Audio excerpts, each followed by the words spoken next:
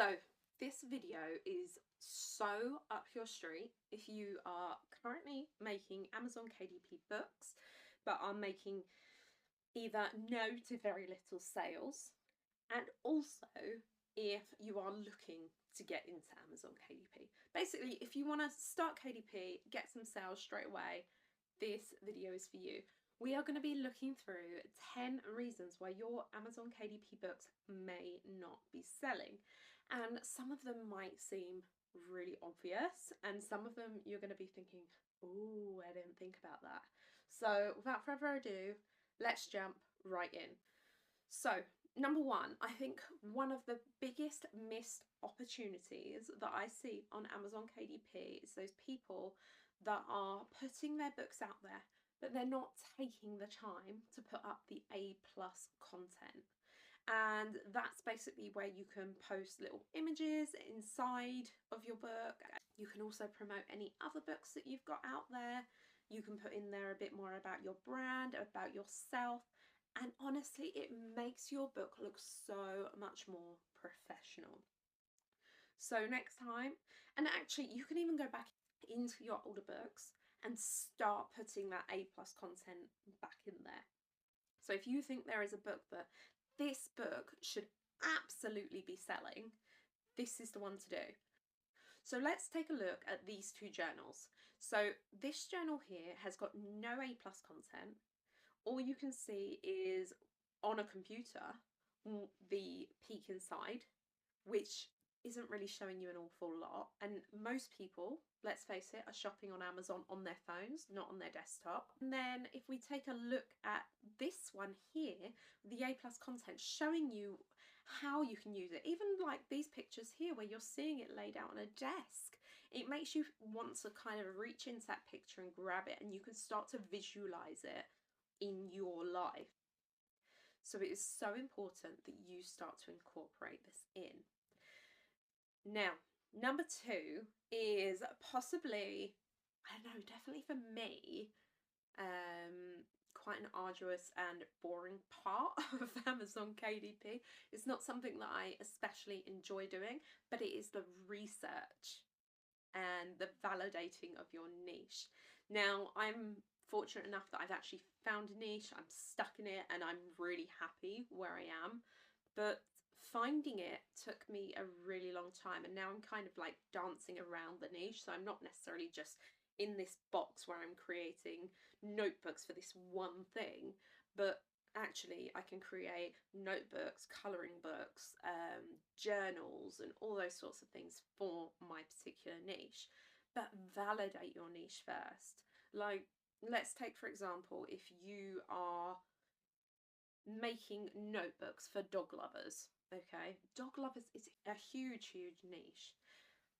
But how can you make yourself stand out to someone else? So really kind of think, right, okay, so we've got a dog lover. How do I then make that even smaller? Okay, let's look at bulldogs. Okay, now let's look at French bulldog, and really kind of take it down. There's going to be fewer searches on that every month, but actually the people that are going to be searching for that are going to be more likely to want your product. Whereas if you're creating like the bulldog, French bulldog niche, and you've got someone that's interested in dachshunds, like, they're not going to look at your product. So why have it even popping up? But actually, if it becomes a bestseller in that niche, it will start to be shown in more and more places. So it's really key. The thing that we see time and time again, particularly when first starting out, is we're in such a hurry to get our books out. And you particularly see this, I think, in the notebook niche. There are so many books that are just kind of like being shoved out there, and I've been guilty of it myself. Like, my very first book that I put out there was like a fairy, I think it was a fairy notebook or a unicorn notebook, and it was, everyone was doing it, and I was like, oh wow, like, look, they're getting so many sales, this is amazing. So I did it, and it wasn't great, like, to be perfectly honest. Like, when I look back at it now, of course I've never sold any copies, because firstly I haven't really differentiated from any other product out there, and secondly I don't think it was of a high enough quality to warrant someone buying my product over this product. Why would they? And that leads me on to my next point. Number 4 is copying. So that was definitely a case of copying.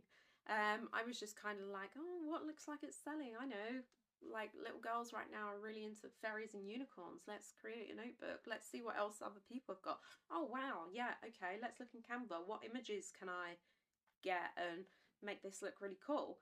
And actually, it didn't really look that cool. I don't think now. At the time, I was like, whoa, look at what I've just created. This is amazing.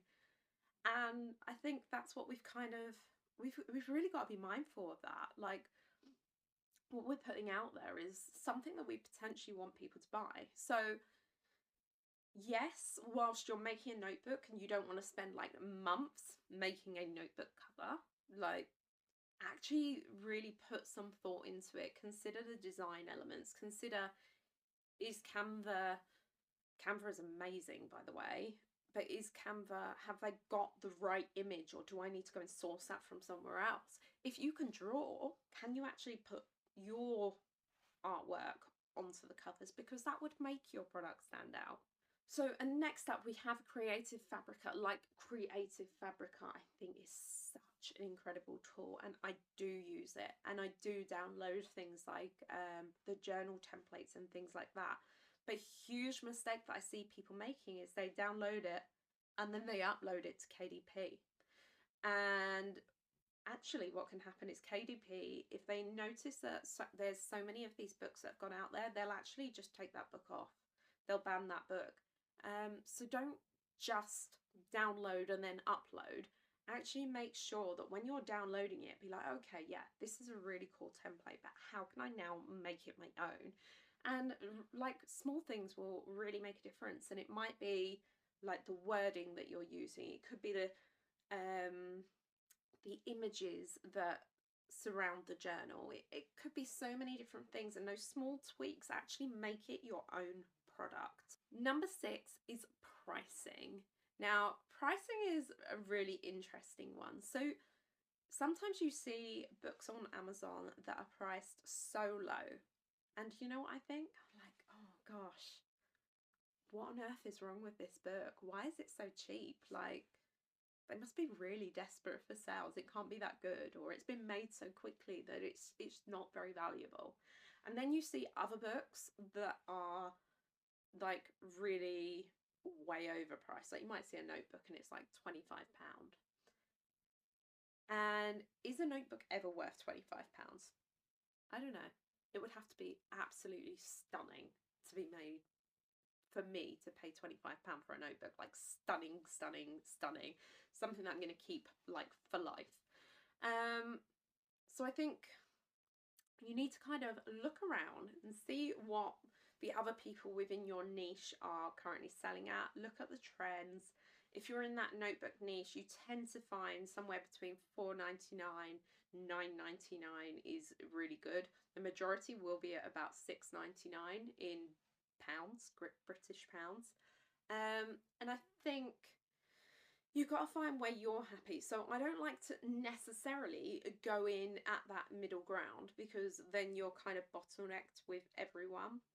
If I really believe in my design, then actually I would tend to go for the higher end, particularly if I've put a lot of time and effort into it as well. So, but you kind of need to make that decision for yourself. And also remember, all these things are adjustable.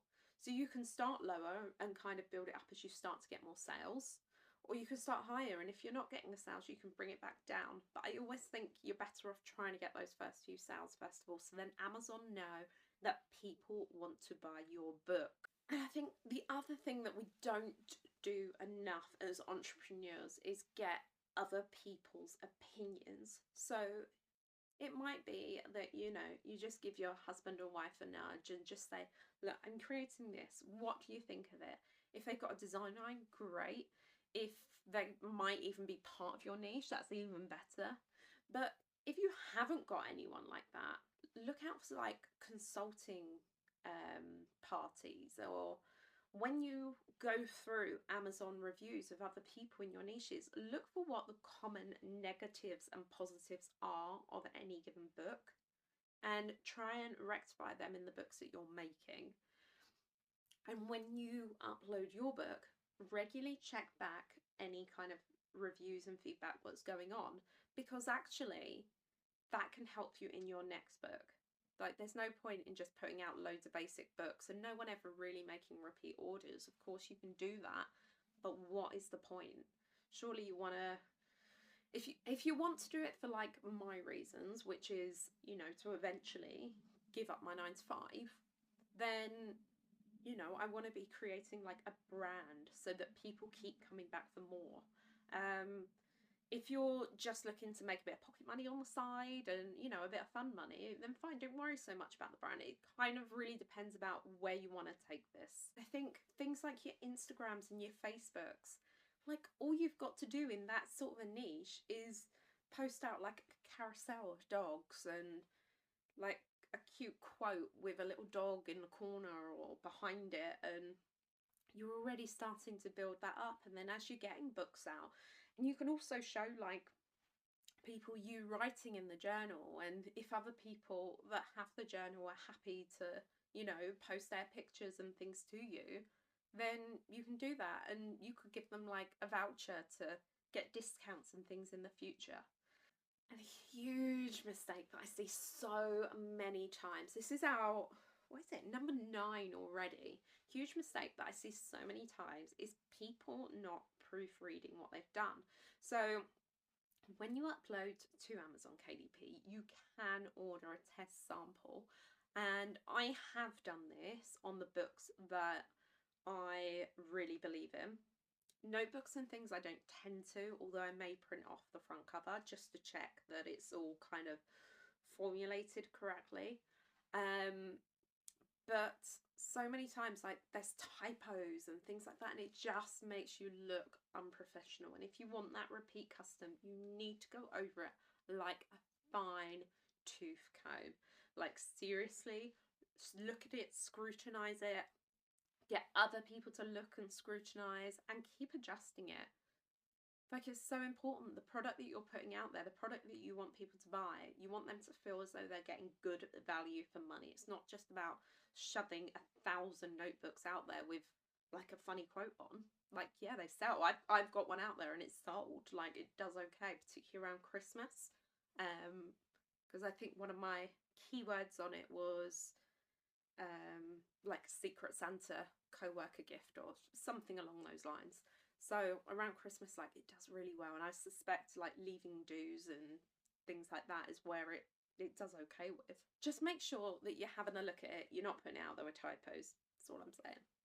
And then finally, number 10 is your marketing. So this is in particular, if you are trying to create a brand, why not start putting in like a little freebie download? So if you're journaling and it's in a particular niche, let's just say, okay, let's keep to like the dog owner niche, and they're really into French bulldogs. So this is a French bulldog inspired journal. This is just coming out of my head, and I'm really sorry if it makes absolutely no sense. But that's what it is. So on the cover, you've got your French bulldog, and it is a journal for a person, not necessarily about dogs. What you might do is inside of that, you might put in there like, thank you for purchasing this journal. If you would like some more pictures of French bulldogs, then please go to this website, enter in your email address, and I'll send them right over. Something along those lines. That way you're starting to build up your email account already. So then when you start to release more and more, you start to be able to send those people an email to say, hey guys, just to let you know, my 2025 journals are ready and I've got great French bulldog designs.